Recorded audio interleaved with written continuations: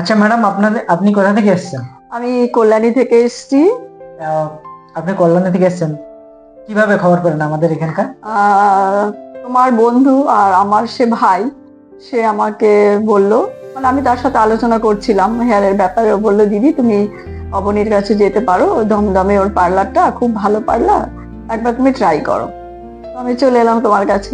কেমন লাগলো আমাদের সার্ভিস? ভীষণ ভীষণ ভালো লাগলো। আমি তো ভাবিনি এতটা ভালো রেজাল্ট হবে, কারণ আমার চুলের অবস্থাটা একেবারেই ভালো ছিল না।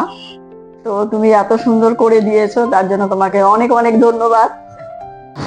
আর ফ্রেন্ডস, তোমরা যারা দেখবে ভিডিওটা, তারা এসো অবনীর কাছে, অন্তত একবার এসো। একবার আসলে পরে আমার মনে হয় তোমার বারবার আসতে ইচ্ছে করবে। Thank you, thank you. Welcome.